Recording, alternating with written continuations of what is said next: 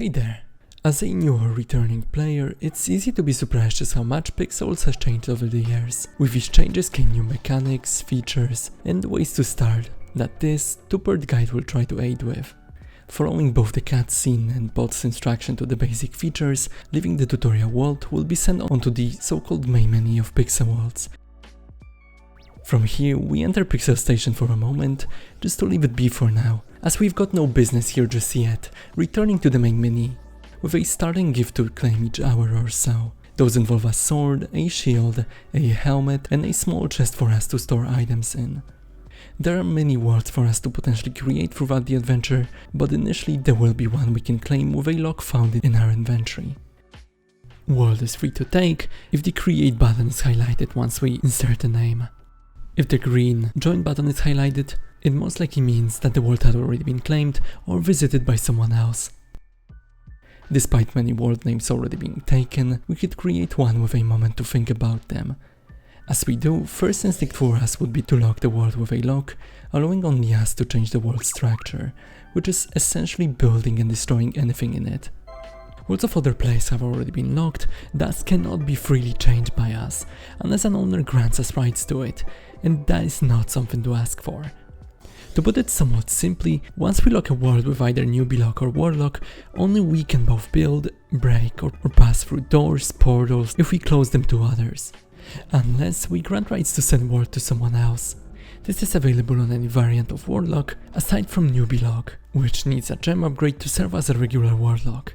Gems along with the currency of Bitcoins will be explained in the further part of the guide. If we'd like to lock other worlds we cannot lock with a warlock just yet, we could simply place a small lock on the spawn and then build around it, possibly securing it with doors that we close. Warlocks to lock other worlds cannot be bought from other players as they are untradeable, but can be bought from the gem store and the Bitcoin section of the store. Other locks include battle locks, which allow for PvP combat inside the world, small locks, which lock a certain area, which we could grant rights to someone, and medium and large locks of the same purpose but with a wider area. To interact with such items and other players on our way, we do it by right-clicking them or swapping to a wrench in our inventory and then pressing on something or someone. Having claimed the world, we are given a free building kit to create a small home of our own. As a new player, there will be some starting free collectibles or features for us to claim or use. Some as free kits you've already seen, but the others will be explained in the second part of the guide. Claiming the other one will likely run out of inventory space, for which an expansion will be free for the first time, giving us an achievement to claim. Speaking of the achievements, they range all the way from simply adding friends, through visiting official game media of YouTube and Instagram, playing the game on Steam, to defeating numbers of monsters, collecting cards, and completing various dungeon challenges. Despite also being given a basic fishing rod, it is not something I advise for a new player to start off with, instead following with other methods in the second part of this guide, to get yourself a better fishing rod sometime else. To zoom both in and out, we could use a mouse scroll on PC or the scroll icon on mobile. Before going through with the tutorial on daily quests, giving yourself a name would be one of the crucial steps. Accessing the account tab will be given a chance to name our account and essentially create it. Something to keep in mind is that there will be no other way for us to change the created name, and so that is something to think through. Needing to change our name if we feel like it, the only way to doing it will be the creation of an entirely new account. Something I'd strongly advise choosing our name and password would be to secure our account further by adding and verifying an email to it, in case of forgetting the password or wishing to change it that way. Upon returning to our world, next step would be finishing up with the tutorial quests. By doing a number of activities in the game, we will level up somewhat oftenly, especially in the beginning. As we do, we are given a number of gems, and with certain levels, unlocks of new emotes, expressions, and most importantly, new perks helping us throughout the way. Some prove to be helpful at farming, example being a perk to increase chances of additional items dropping from broken blocks, some increase our damage and armor, and some help us on the way, with an example of a perk allowing us to stay underwater forever. For all the quests, it would be enough to follow the game's instructions. all the way from already finished quests, through the distraction of a couple of blocks done as it was in the tutorial, buying a basic seed pack, planting 2 seeds, harvesting them afterwards and placing 5 blocks, to wearing a sword and visiting the netherworld by double clicking the scroll we've been given. As the quest is finished with us entering it, we are free to leave at any point for it to count. As netherworld requires a different guide to it, I'll call it a decent starting way to profit. While Pixelworlds features multiple crafting methods, one of the very basic ones could be done by crossbreeding, which is essentially placing one seed on top of another planted one. Information about crossbreedability, which is ability to splice one seed with the other, could be gained through the world of recipes and the official game wiki. Where we have a chance of getting the seeds from is by destroying the blocks. As there is a lot to be heard about farming, I'll explain it in the second part of the guide, just as any other ways of earning gems and bitcoins. Inevitably running out of inventory space, what always comes in handy is each block we collect. While there is a way to trash items we wouldn't need anytime, items we'd wish to store we could both place into chests and safes that could be spliced or purchased from PWE, or simply drop them, making sure there is nobody in the world to pick them up, and placing a block on top of them, as this is one of the safest way of storing items. What we'll need to keep in mind is that players given full rights can look through chests and destroy blocks. That's why we could both be safe by not granting full rights to players, or placing a smaller lock on top of the items or safes that we're storing. After having typed our first words in the chat, we will most likely be done with most of the quests aside from the last 2 of them, involving Pixel Station. By pressing this question mark in the main menu, you'll find some additional guides and rules of Pixelworlds. One of the quests needs us to visit any other world than ours, which is done simply by inserting a name, or as shown in a second, entering active tabs or any other tabs. Main menu allows us to visit any other world, all the way from active ones, our favorite ones, recently visited and highly rated worlds. Worlds awarded with World of the Week statuses are some great worlds for us to go throughout an adventure or try our parkouring skills in. Back in the main menu, visiting the Pixel Station grants us access to the quest bot. Pixel Station is a place to visit most of the feature explaining from battle cards and PC, jet race, mining ones, through clans, fishing and some other ones. Most of these you'll find guides for on YouTube, yet the game explains them nicely, and some of the places we're likely to visit daily. Those being Pixelworlds Exchange explained in the further parts, quest bot that will be given free quests to finish each 4 hours for ranging prizes.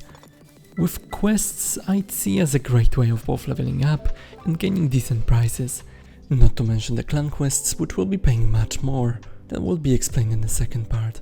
Daily bonus pin available to any player each day, with prizes changing monthly, and daily VIP bonus for players with active VIP status with prizes much higher. With a VIP status granted by both achievements and in-game purchases. VIP status, besides a VIP's prize spin, grants us 2000 gems each day, a golden name, additional exchange slots, and lowered taxes on Pixelworlds Exchange, along with few other benefits. These perks will be active as long as we've got the VIP status active. As fishing would be a subject to a different guide, our next focus would be Pixelworlds Exchange, or PWE for short. With bitcoins being our main currency of ours, we both trade those between players and the exchange for items. In order to access Pixelworlds Exchange, we'll need to access a PWE terminal found in Pixel Station, some public worlds and private worlds, or if we feel like buying it for ourselves, it will both be found in the store and the exchange alone.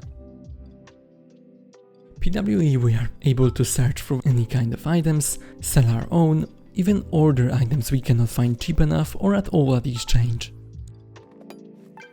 Searching for items, we're free to put a more or less specific name or search through categories to seek what we need. Wishing to check items price before buying it, we're free to check its info, yet some of the more valuable items sold in trading worlds may be sold for more or less between players. In the Sell tab, choosing an item we'd like to sell, we pick it from our inventory and set the price we'd like to sell it for. Selling items in PWE will be paying both deposit and will be given less if the item sells, depending on how high provision was. Both VIP status and PWE perk can lower PWE commissions. Not finding any items by simply searching for them in PWE, we could both visit trading worlds or set an order for them. Any one single order could possibly fulfill it if they agree on a price, just as we can sell the items quickly at the same moment if we agree on a price that someone ordered them for. More often, selling an item through the sell tab will be more profitable. Orders may be a great way of looking up sale prices of some items we can't find on Pixelworld's exchange at the moment. Some expensive items, despite their sell info, may be sold for much higher prices outside of PWE. Anyone returning to the game prior to making Bitcoins the main currency will need to exchange world locks and platinum locks for Bitcoins in here, as the locks were made untradable. Direct trading other players can only be done after 24 hours of account's age and upon reaching 10th level, which brings us to methods of leveling up, which could both be netherworld, fishing, secret base, mining and farming certain blocks as spike bombs. To preserve time during this very video, those will be explained thoroughly in the second part of the guide. In order to trade any player, we do it by simple interaction as described before and clicking the trade button. We're given item spots that we can insert items from the inventory in and a dedicated Bitcoin spot to insert any amounts of Bitcoins in. Trading players, each item they offer we could interact with, checking their info and sale prices. For basic security while trading, please visit the security part of the guide. Having checked everything twice, we're free to press the accept button and then continue by accepting the second notification, having checked everything thoroughly again.